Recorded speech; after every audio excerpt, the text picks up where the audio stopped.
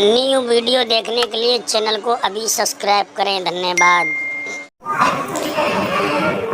भाइयों बहनों, तो उस लगा की जब मैंने हालात जब देखे तो मैंने कहा धन्य माँ होती है। दूसरी माँ कितनी भी अच्छी आ जाए लेकिन वो प्यार नहीं मिलता जो अपनी माँ का प्यार मिल जाता है। और ऐसे कितने बेचारे बदनसीब बालक हैं जिनके जन्म होते ही मैया सूरत को सिधा गई, उन्होंने जीवन में अपनी माँ का कभी प्यार नहीं देखा। उस बच्चे का नाम अनमोल है। लेकिन मैंने इसने कहा कि बेटा तुम्हारी मम्मी भोजन समय से देती है। बोले चाचा जी, वो बच्चा हमसे चाचा कहता है, पर चाचा जी क्या बताएं, अब ठीक है जैसा भी है, लेकिन मुझे माँ की याद आती है। और अब तो थोड़ा समझदार भी है, मेरे को 8-9 साल का हो गया वो बच्चा। लेकिन भाइयों, जब मैंने उसके हालात सुने तो मेरी आंखों में आंसू आ गए। और उसी समय मैंने सोचा कि इस बच्चे के ऊपर कोई ना कोई ऐसा भजन लिखा जाए। तो भाइयों, आए मासियों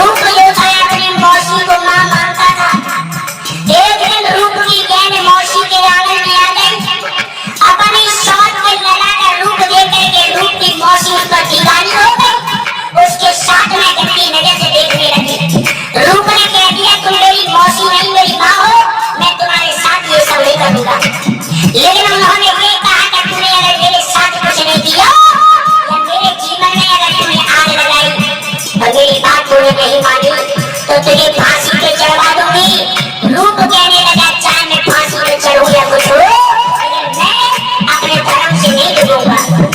लेकिन भाइयों,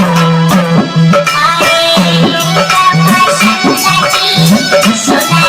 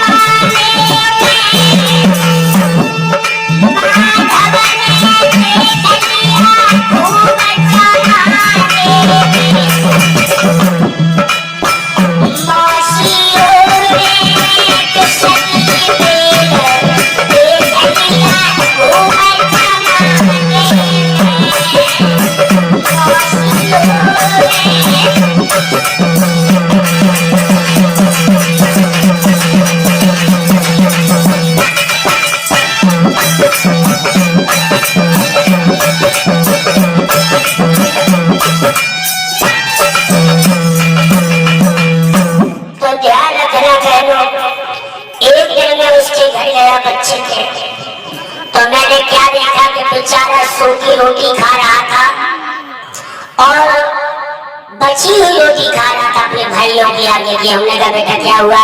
जवाब दिया चाचा ये हमारे भैया के आगे की रोटी है और हमारी माँ में होती तो आज ये दशा हमारी नहीं होती। और देखिए वो बच्चा पढ़ने लायक है, इतना सुंदर है, लेकिन उसकी एक क्लास में पढ़ाई नहीं हुई। बेचारा सारे दिन परेशान रहता है, काम बहुत करता है। तो उसे जब हम देखते हैं तो हमें याद आती है कि देखिए माँ का प्यार एक माँ का होता है। माँ जब होती तो माँ अपने बच्चे को अच्छी शिक्षा देती, लाड़ प्यार से पालती। लेकिन ध्यान रखना, जिसकी बचपन में माँ मर जाए तो उसे पता क्या कि माँ का प्यार क्या होता है। ऐसी औलाद बेचारी बड़ी दुखी होती है। माता बहनों, इसलिए बताया गया है कि जिसके माँ बाप होते हैं वो बड़े किस्मत वाले होते हैं। जिनके घर में बड़े बड़े खुशी होते हैं तो उसके घर में खुशियां आती रहती हैं। और जिसके घर में बड़े बड़े खुशी नहीं, वो कितनी भी दौलत कमा ले लेकिन उसका कल्याण नहीं होगा। क्योंकि माँ अपनी औलाद को 9 महीने तक पीड़ा सहने के बाद और जब माँ के गर्भ से बालक होता है तो अपनी जिंदगी भी दांव पे लगा देती है। कितनी माँ ऐसी है जो जन्म देकर के बच्चे को तुरंत मर गई, बच्चा जिंदा रह गए, माँ मर गई। लेकिन ऐसी माँ के जीवन में कभी कुछ मत भूलना। हमारे अनिरुद्धाचार्य महाराज जी के आश्रम में एक जज साहब थे। वो अपनी माँ को लेके पहुंचे कि तुम हमारी माँ को वृद्धाश्रम में रख लो। जवाब दिया कि हमारी माँ को वृद्धाश्रम में रख लो। गुरुदेव ने ये कहा कि बेटा क्यों, ऐसा क्या कारण है? जवाब दिया कि हम जब काम काज से आते हैं तो हमारी घरवाली से टटर करती रहती है, कुतिया से चिल्लाती रहती है, न सोती है न सोने देती है। गुरुदेव की आंखों में आंसू आ गए, कहने लगे धन्य है बेटा तेरे जैसे लाल को। जवाब दिया कि तुम्हें जितना भी अगर खर्चा चाहिए आश्रम का उतना हमसे ले लो, लेकिन इस माँ के लिए हमारे मकान में कोई जगह नहीं है। जिस माँ के सामने अगर जज बेटा ये कहे इस माँ के लिए कोई जगह नहीं है, उस माँ की ममता से पूछो कि किस प्रकार से तुझे पढ़ाया, किस प्रकार से तुझे लिखाया, किस प्रकार से तुझे नौकरी दिलवाई। माँ के दिल में उस समय कितने बड़े अरमान होंगे कि मेरा बेटा पढ़ लिख करके कोई ऑफिसर बनेगा और मेरा जो बुढ़ापा है वो कट जाएगा।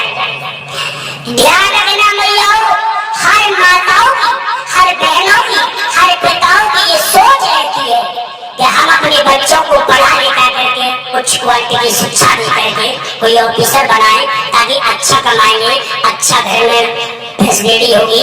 तो जब इनका जीवन अच्छा कटेगा तो हमारा भी साथ साथ कटेगा।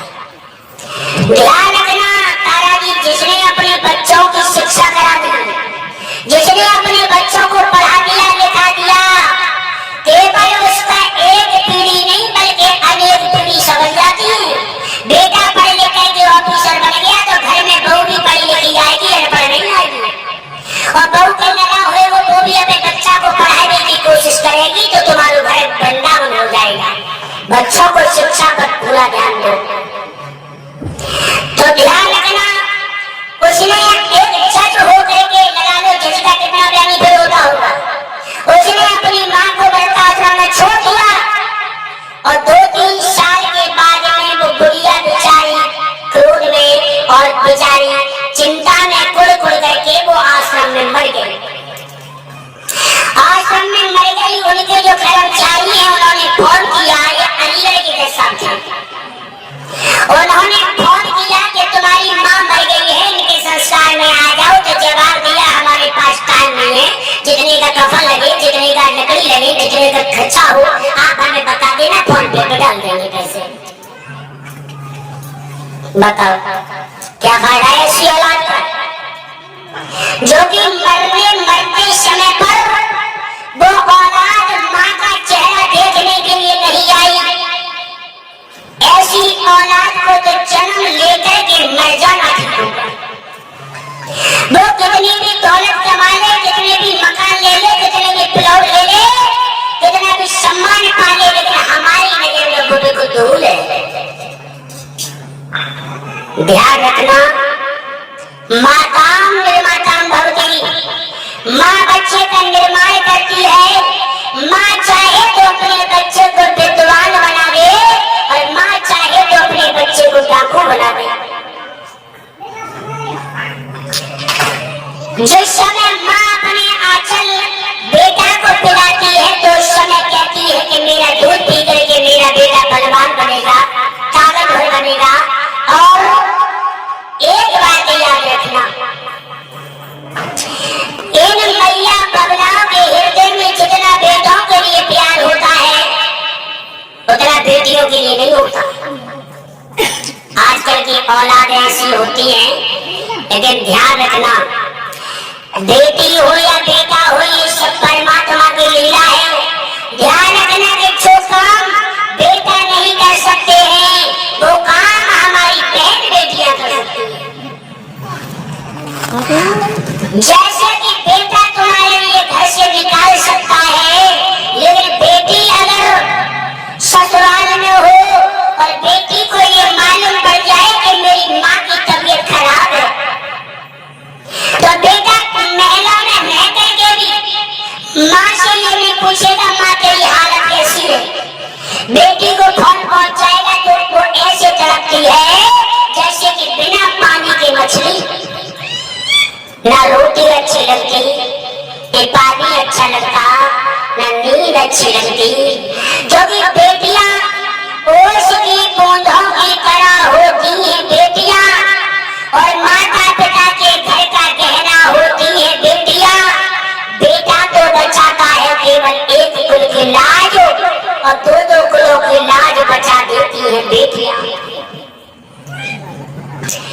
जिस इंसान ने अपनी बेटी को 18 साल पाल परवरिश करके पढ़ा लिखा करके अपने हृदय का टुकड़ा अगर एक पल भर में तुम्हारे लिए सौंप दिया हो, उससे बड़ा दहेज संसार में कोई नहीं है।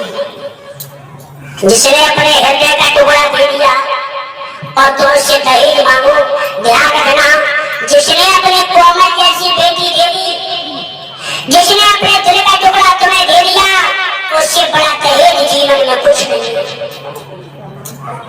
ध्यान रखना, जिस समय लड़की ससुराल जाती है तो ऐसा कोई भी प्राणी नहीं होता, ऐसा कोई भी व्यक्ति नहीं होता जिस समय भैया अपनी बहन को गले में भर के कार में बिठाता है, डोली में बिठाता है, तो बहन रोती है, पिताजी रोते हैं, माँ रोती है और परिवार के लोग रोते हैं कि आज ये बेटी घर को सूना करके जा रही है। बहनों, एक बात मैं तुमसे कहना चाहूंगा, जो हमारी कुंवारी बहनें, तुम्हारे चचा ताऊ में, तुम्हारी माता में, तुम्हारी मम्मी में, चाची में कितनी भी लड़ाई हो, लेकिन किसी के बीच में तुम डंडे लेके मत जाना। क्यों? एक दिन तो तुम्हें यहाँ से जाना होगा, क्योंकि चाचा ताऊ से, चाची से, ताई से, माँ बाप से बेटी का प्यार है।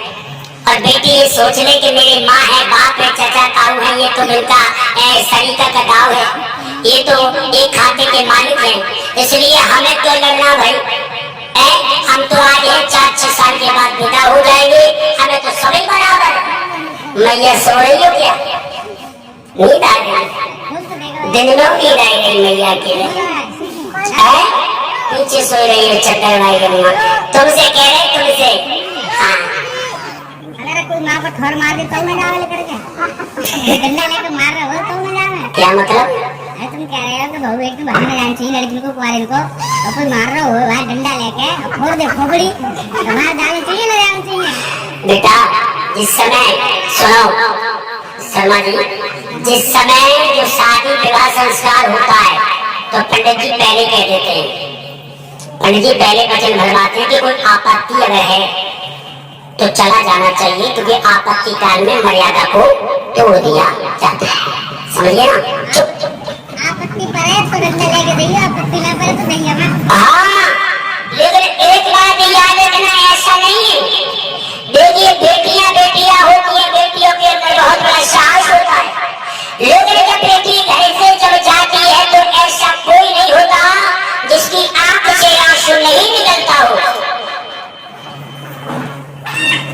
भाइयों बहनों, जब तक लड़की जब ससुराल में नहीं जा पाती है, पीहर में रहती है, और अगर गरीब बाप अपनी बेटी का विवाह करने के लिए खड़ा हो जाए तो उसकी जेब में 1 रुपया नहीं हो, लेकिन पता नहीं उस लड़की के नसीब से पैसा कहां से आने लगता है।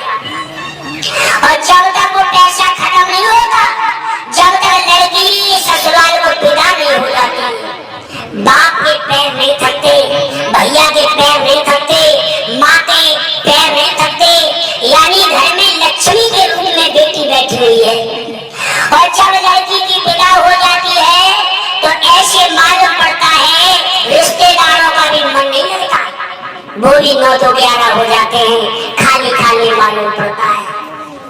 ध्यान रखना, ये बेटियां जो है भाई, ये बेटों से कम नहीं, ऐसा कोई काम नहीं जो हमारी बेटियां हमारी बहनें ना करती हो। भाइयों बहनों, लेकिन आ जाइए उसी जगह पर भगवान की कथा जहाँ चल रही थी। बुआ जी कहाँ चल रही थी कथा बताओ? तारा जी तो थी नहीं, मैं तो कॉलेज में गई थी। तारा जी पढ़ने जाती हो या पढ़ाने जाती हो? हमें जी समझ नहीं आई, स्कूटी से बच्चों को लेने गई थी, हमने सोचा तुम खुद पढ़ने गई थी। भाइयों, कथा का प्रसंग चल रहा है कि ध्रुव जो है अपनी मैया को छोड़ के वन के लिए चले गए। मैया सुनीति को लगा 4 बजे है, और मैया सुनीति ने जब देखा कि हमारी करवट से जो ध्रुव लेटा हुआ वो ध्रुव नजर नहीं आ रहा, चारों तरफ देखा, बेटा ध्रुव, अब ध्रुव हो तो बोले, ध्रुव तो वन के लिए प्रस्थान होगा। मैया सुनीति महाराज उत्तान पात के पास में आई, कहने लगी महाराज तुम्हारा बेटा ध्रुव जो है रात में हमें छोड़ के लिए वन के लिए चला गया, उसे बचा लो।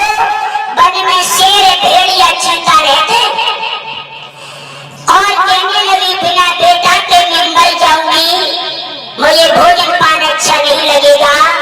छोटी रानी सुरजी ने जब ये देखा तो आकर के लगा सुनीति के पेट में एक लात मारी। हरामजादी, तेरा बेटा अगर चला गया तो महाराज से क्या कहने आई? जाओ अपने बेटे का खुद पता निकालने जा करके। महाराज की इतनी फुर्सत नहीं है जो तेरे लाला को ढूंढने जाएंगे। वाह रे वाह समय।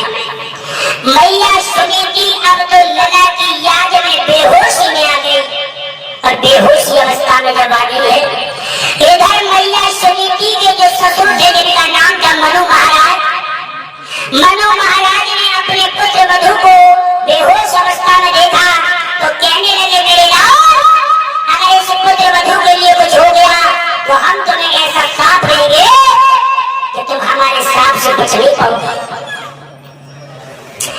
मैया सुनीति को पानी पिलाया गया, होश में जब आई तो उसके मुख पे एक ही बात थी कि हाय बेटा ध्रुव,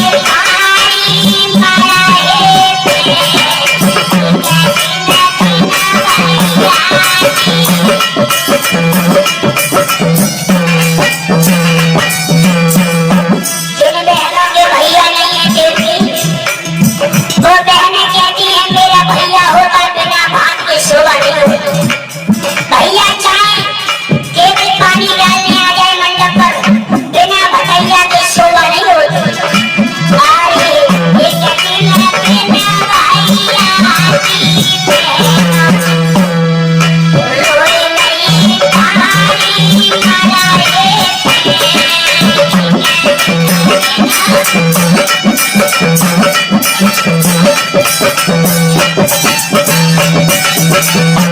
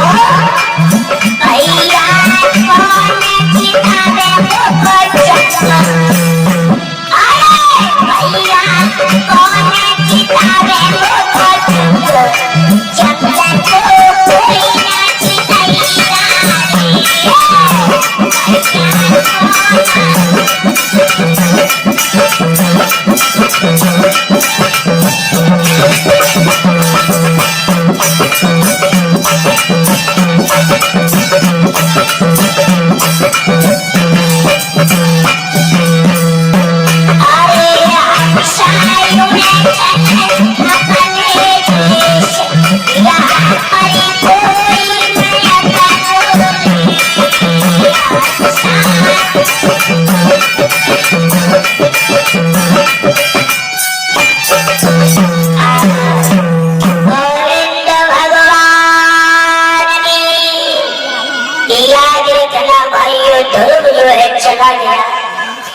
इधर महाराज तानपात ने आज मंत्री को भेज दिया, ये कहा जाओ हमारे मंत्री से जवाब दिया है, बेटा से कहो कि हमारा बेटा पन के लिए नहीं जागे, उसके लिए आधा राज देने के लिए अयोध्या नरेश तैयार है। मंत्री जो है, समझ रहे, मंत्री जो है हम करते वही जो दिमाग में होता है। याद रखना भाइयों, मंत्री जो है आज कहने लगा है कि चलो अयोध्या को लौट चलो, तुम्हारे पिताजी तुम्हें आधा राज देने को तैयार है। तो लोग कहने लगे वाले वाह परमात्मा, तेरी लीला बड़ी अपार है, तेरे नाम में क्या शक्ति है। अभी तो मैं एक एक कदम राम के नाम पे चला, कहा तो मेरे घर में पुस्तक नहीं थी, गद्दी पर बैठने का मालिक नहीं था, आज मेरे बाप मुझे आधा राज दे रहे हैं, ये तो ईश्वर की लीला है। थोड़ा तो कहने लगा मैं लौट के नहीं जाऊंगा, क्योंकि मेरी महिला ने ये कहा कि जिसका पिता कोई नहीं होता उसका पिता वो पार ब्रह्म परमेश्वर होता है। मंत्री तुम लौट जाओ, हम नहीं जाएंगे। मंत्री आया लौट करके, महाराज बोले क्या हुआ, ध्रुव को लाई नहीं। मंत्री कहने लगा महाराज तुम्हारे बेटा ने मना कर दिया कि हमें आधे राज की जरूरत ही नहीं, लेकिन उसे रंग तो भगवान की भक्ति का चढ़ा हुआ था। ध्यान रखना तारा जी, माता बहनों, कि जिसे भगवान की भक्ति का रंग चढ़ जाए तो उस पर दूसरा कोई रंग चढ़ नहीं सकता। ध्रुव के लिए फिर से बुलाने को भेजा कि हाँ मंत्री जाओ, अब दोबारा से जाओ और ये कहना कि अब तक तो तुम्हें आधा राज मिल रहा था, अब महाराज तुम्हें अयोध्या का पूरा राज देने को तैयार है। मंत्री फिर आया, चलो अब तो चलो, अब तो तुम राजा बनोगे, तुम्हारे पिताजी तुम्हें पूरा राज दे रहे हैं। बोले बारे भगवान, अभी तो थोड़ा सा ही बढ़ा, अब यादों मिल लो, अब सिगरोई भी नहीं करो, अब नहीं जाऊंगा, अब नहीं जाऊंगा। ध्रुव लालच में नहीं आए, और ध्रुव लालच में आ जाते तो ध्रुव भगवान की गोदी में नहीं बैठ पाते। बोलो आनंद कंद भगवान की जय। भाइयों, सुखदेव जी समझाने लगे कि हे परीक्षित लाल, उसी समय ध्रुव आगे बढ़े और इधर एक बड़े के पेड़ के नीचे ध्रुव बैठ गए, लेकिन ध्रुव के अभी बुआ जी गुरु कोई नहीं है। बिना गुरु के तैयार नहीं होता, बिना गुरु के ज्ञान नहीं होता। और जिस समय ध्रुव जब बैठे हुए हैं तो उसी समय देवलोक से देव ऋषि नारद ब्रह्मा जी के पुत्र हाथ में पीला को लेकर के नारायण नारायण नारायण करते हुए ध्रुव के पास आ गए, जहाँ ध्रुव बैठा हुआ। नारद की नजर पड़ी, नारद कहने लगे कौन हो, क्या नाम है तुम्हारा। जवाब दिया मेरा नाम बाबा ध्रुव है। कहाँ रहते हो। जवाब दिया हम मृत लोक में जो अयोध्या है, अयोध्या के रहने वाले हैं। हमारी माँ का नाम सुनीति है और हमारे पिताजी का नाम तानपात है, लेकिन मेरी मौसी ने मुझे गद्दी में बैठने को मना कर दिया। मैंने इसका हाल माँ से पूछा तो मेरी माँ ने ये कहा कि बेटा जिसका पिता कोई नहीं होता उसका पिता परमात्मा होता है। वही बात मेरे मन में लग गई। अब मैं इसीलिए आया हूँ कि मैं उस प्रभु की गोदी में जरूर बैठूंगा। बाबा नारद बोले नारायण नारायण, पागल हो गए। अरे उस भगवान को पाने के लिए बड़े बड़े महात्मा चले गए। तुम्हारे खेल में कूदने की अवस्था है। शेर रहता है, भेड़िया रहते हैं, चीता रहता है, और यहाँ पर यानी खूंखार जानवर रहते हैं। तुम यहाँ से चले जाओ। ध्रुव कहने लगे जाने का नाम मत लेना। मैं ये प्रतिज्ञा करके आया हूँ, अपनी माँ को सोता हुआ मैंने छोड़ दिया और मैं संकल्प करके आया कि मैं जब तक भगवान की गोदी में नहीं बैठूंगा तब तक लौट अयोध्या में अपना मुख नहीं दिखाऊंगा। बोल राधे राधे, भाइयों, सुखदेव जी समझाने लगे कि हे परिजनलाल, उसी समय आज ध्रुव के बारे में जो नारद जी ने सुना तो नारद जी समझ गए कि ये बच्चा बहुत घटिया है, ये जाएगा नहीं। बाबा नारद बोले, बेटा तुम्हारे कोई गुरु वगैरह है या नहीं? बोले, प्रभु हमारे गुरु तो कोई नहीं है। बोले, बिना गुरु के भगवान का दरबार नहीं मिलता, भगवान की प्राप्ति नहीं होती। भगवान को पाने के लिए पहले सदगुरु बनाने होते। सदगुरु जानते किसे कहते हैं? सद माने माया, गु माने अंधकार और रू माने प्रकाश, उसी को सदगुरु कहते हैं। एक बात और ध्यान रखना, गुरु चाहे किसी भी बिरादरी का हो, लेकिन चेला के लिए गुरु के प्रति कभी जातिवाद नहीं रखना चाहिए कि मेरे गुरु जाटव है, मेरे गुरु यादव है, मेरे गुरु ब्राह्मण है, मेरे गुरु ठाकुर है। क्यों? क्योंकि गुरु की कोई जाति नहीं होती। क्योंकि जिसने अगर अपना गुरु धारण करने के बाद अपने गुरु को जातिवाद में जोड़ दिया, उसका लोक नहीं प्रेमपाल भैया, उसका परलोक बिगड़ जाता है। बिना गुरु के कल्याण नहीं होता। और ध्यान रखना भाइयों, ना तो गुरु की कोई उम्र होती, ना ज्ञान की कोई उम्र होती। 5 वर्ष के ध्रुव ने भगवान को पा लिया, कितनी बड़ी बात है। इसी प्रकार से गुरु चाहे छोटी उम्र का हो या बड़ी उम्र का हो, हमें गुरु के अवगुणों से कोई मतलब नहीं होना चाहिए। हमें गुरु के केवल गुणों से मतलब होना चाहिए। यानी गुरु धारण करने से पहले गुरु के गुण और अवगुण पहले देख लो। गुरु धारण करने के बाद अगर हम उनकी बुराई कर रहे हैं और हमने उनके अवगुणों का खंडन किया, तो तुम्हारा लोक नहीं परलोक बिगड़ेगा। इसलिए पहले गुरु धारण करने के बाद ये सोच लो कि ये गुरु बनाने के योग है या नहीं। कुछ लोग ये कहते हैं कि गुरु बनाओ जान के और पानी पी लो छान के। एक बात बताओ, नाली चल रही हो और नाली का पानी डोलची में भर के और 1000 बार ताराजी से कपड़े से छान लिया जाए, तो क्या वो शुद्ध होगा? गंदा ही रहेगा ना। नाली का पानी तो गंदा ही रहेगा। तो ध्यान रखना, यहाँ पर जिन गायकों के लिए, जिन विद्वानों के लिए ज्ञान ये नहीं कि हम मंच में बोल क्या रहे हैं, अमन, लेकिन इसका सीधा प्रमाण ये है, गुरु बनाओ छान कर। गुरु बनाने से पहले, गुरु धारण करने से पहले अच्छी तरीके छान लो कितनी योग्यता है, कितना ज्ञान है, कैसा स्वभाव है, कैसा विचार है। और पानी पियो जानकर। पहले पानी पीने से पहले ये जान लो कि ये पानी पीने के योग है या नहीं है। अब यहाँ पर लोग कहते थे गुरु बना जान के पानी पी ले, छान के तो नाली को पानी भर ना भरो और छान के पियो। भाइयों बहनों, तो इसलिए बताया है कि अगर जिनके गुरु नहीं होते, चाहे वो शंकर के समान क्यों ना हो जाए, लेकिन उसका कल्याण नहीं होता। भगवान श्री राम ने विश्वामित्र जी को गुरु धारण किया, भगवान श्री कृष्ण ने संदीपन को गुरु धारण किया। जब हमारे राम और कृष्ण ने गुरु धारण किए, तो हमारी तुम्हारी भला औकात क्या है? इसलिए हमें गुरु की निंदा नहीं करनी चाहिए। और गुरुजी चाहे तुम्हारे घर 1 महीने में आए, चाहे साल में आए, गुरु को ज्यादा ना दे सको तो मुट्ठी बांध के चाहे 11 रुपये अर्पित करो।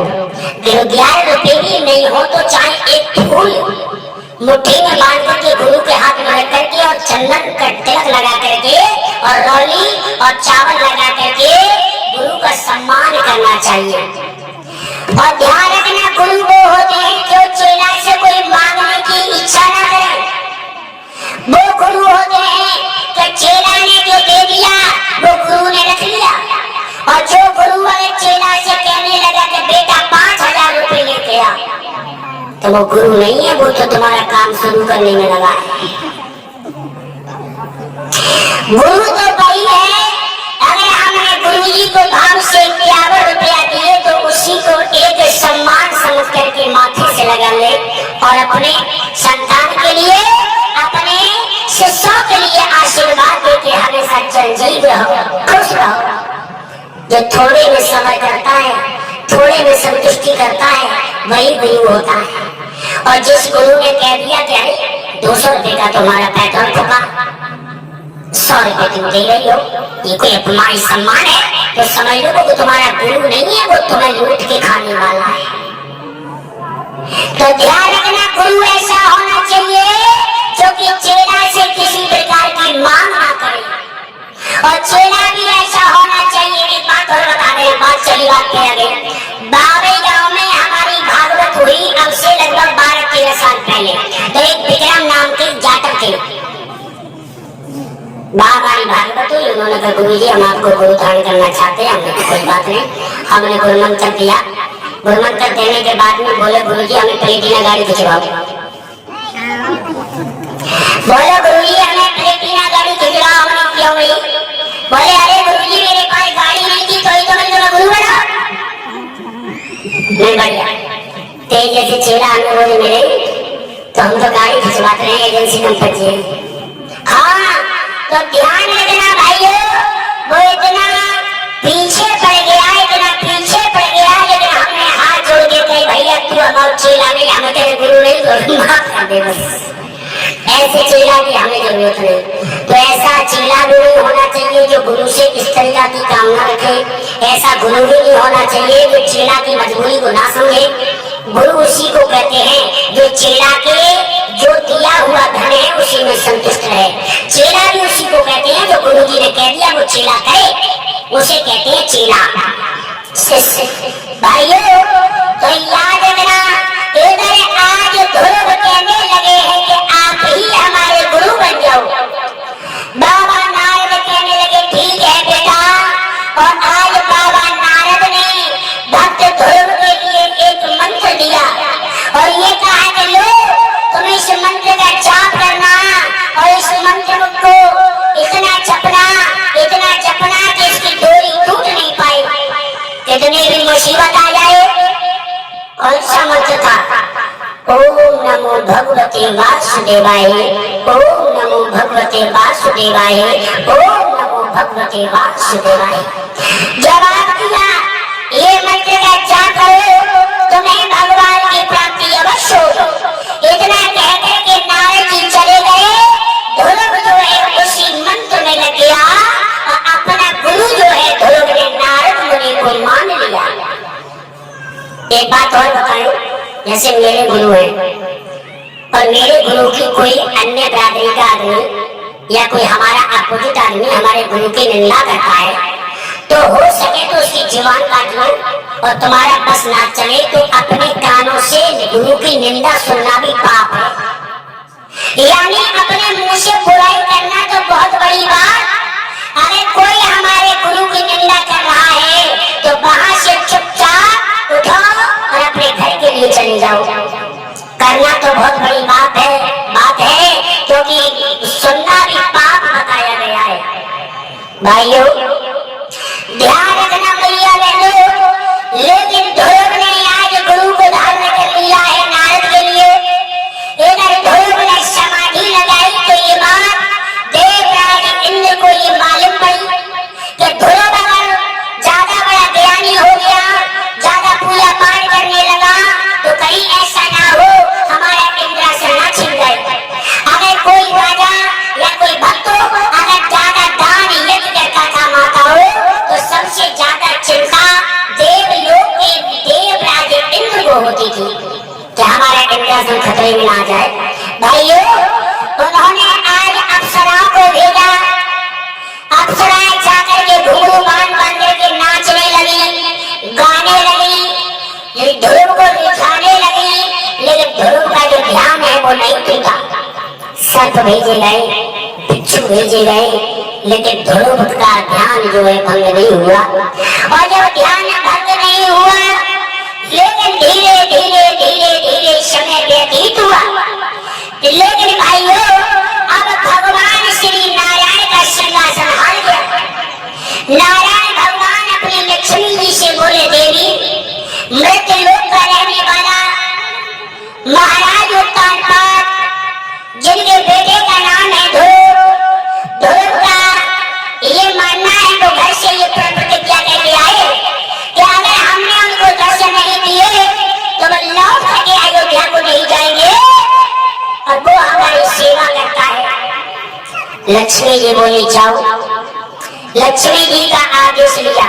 देखो एक बात बताएं, ध्रुव के पास जाने के लिए विष्णु जी ने अपनी घरवाली से क्या लिया आदेश कि जाए या नहीं जाए।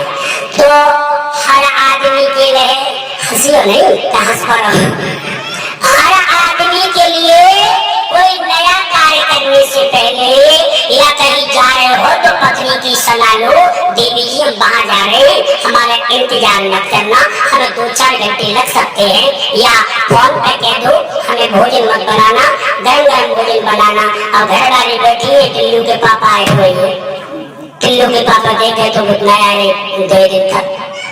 तो कहने का मतलब है कि जैसे कि लक्ष्मी जी से भी भगवान ने आदेश लिया कि मेरा ध्रुव हमारी तपस्या कर रहा है, हमें क्या करना होगा, तो लक्ष्मी जी ने कहा अगर तुम्हारा भक्त तो चले जाओ। इसी प्रकार हर पति को हाथ जोड़ के अपनी पत्नी से कहना चाहिए, देवी जी हम जा रहे हैं, आदेश हो तो चले जाओ।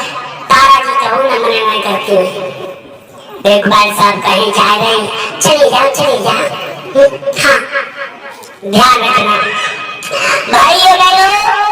लेकिन भाइयों लक्ष्मी जी ने आदेश दिया, विष्णु भगवान आज ध्रुव जी के पास में आ गए और ध्रुव जो है आज कहने लगे ओम नमो भगवते वासुदेवाय, ओम नमो भगवते वासुदेवाय, ओम नमो भगवते वासुदेवाय। भगवान ने अपने भक्त के लिए गोदी में उठा लिया, सिर पे हाथ रख दिया। ध्रुव कहने लगा छोड़ दो, कौन हो, अरे मेरे भजन में मिस्टेक मत करो, मैं भगवान के दर्शन करने आया हूँ। भगवान बोले आंखें तो खोलो, जिनकी तुम्हें प्रतीक्षा थी हम वही हैं। जैसे ध्रुव ने नेत्र खोले तो भगवान जो है वो चतुर्भुजी बन गए, समझ रहे हैं ध्रुव यही भगवान है। कहने लगे बेटा हम तुम्हारी भक्ति से बहुत बड़े प्रसन्न। इधर ध्रुव को ढूंढने के लिए प्रेमपाल भैया मैया सुरुचि यानी ध्रुव की मौसी और ध्रुव की माँ और ध्रुव के पिता रथ पर बैठ करके ध्रुव को ढूंढने के लिए चले। अरे मेरे बेटा ध्रुव तुम कहाँ हो, बेटा ध्रुव तुम कहाँ हो। भगवान कहने लगे जाओ, हमने तुम्हारे लिए आशीर्वाद दिया है, तुम्हारी ये प्रतीक्षा थी कि जब तक लौट के मैं अयोध्या को नहीं जाऊंगा जब तक भगवान की गोदी में नहीं बैठूंगा। अब मैंने तुम्हें गोदी में उठा लिया। भगवान ने उस ध्रुव के 2-3 चुम्बन लिए और कहा तुम बड़े प्यारे हो, बड़े हठीले हो। लेकिन भाइयों जवाब दिया कि तुम्हारी माँ, तुम्हारी मौसी, तुम्हारी पिता तुम्हें ढूंढ रही है, चले जाओ। तो ध्रुव कहने लगा ये वादा करो कि जब मैं तुम्हें बुलाऊंगा तब तक तुम्हें आना पड़ेगा। भगवान कहने लगे जो मुसीबत हो तकड़ी आई है। यानी भक्त जो भक्त के बस में भगवान होते, अगर भक्त चाहे तो अपने ईश्वर को कहीं बुला सकता है, लेकिन जहाँ भाव है, जहाँ श्रद्धा है वही भगवान है, और जहाँ अहंकार है, जहाँ अभिमान है, वहाँ पर इंसान का पतन हो जाता है। अहंकार भगवान का भोजन है, कितने भी सुंदर हो, कितनी भी माया हो, कितना भी तुम्हारे पास पैसा हो, कितना भी जेवरात हो, कितना भी तुम्हारी बात हो, लेकिन कभी गुमान मत करना। जहाँ अभिमान आ गया वहीं पर समझ लो तुमने अपने पतन की तैयारी कर ली। बोलो राधे राधे। भाइयों इस प्रकार से भगवान बोले जाओ, जब तुम हमें बुलाओगे तब हम तुम्हारे पास आएंगे। तो लौट करके अयोध्या में आए एकता कॉलोनी के भक्तों। तो सबसे पहले ध्रुव ने दिमाग लगाया कि मैं अपनी माँ के पास में बाद में जाऊंगा, पहले मैं मौसी के पास में जाऊंगा, क्योंकि पहली गुरु मेरी मौसी है। अगर मेरी मौसी उस दिन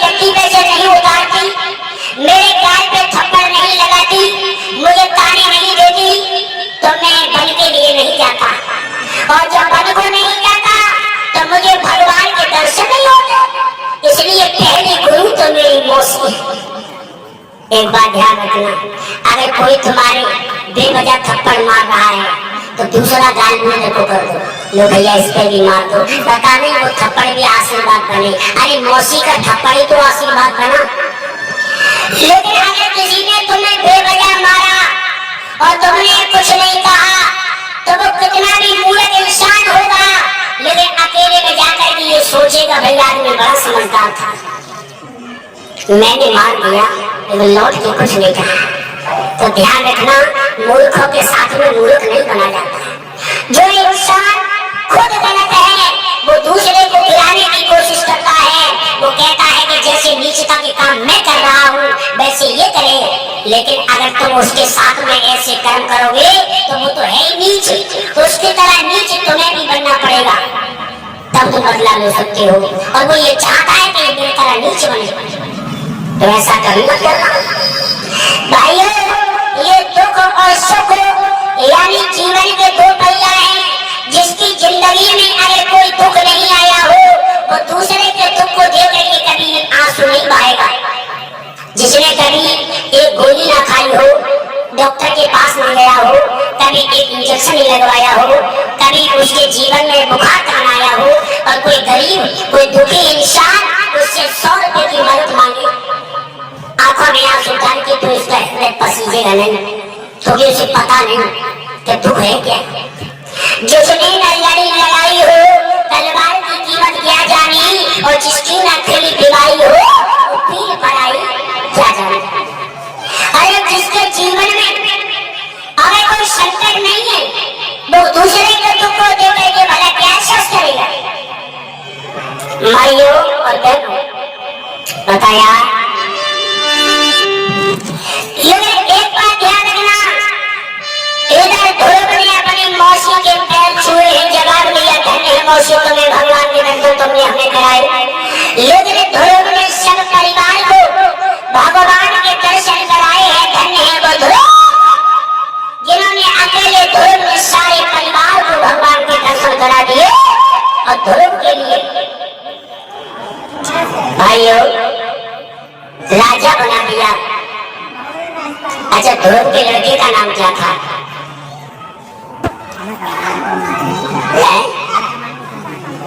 ध्रुव की पत्नी का नाम क्या था?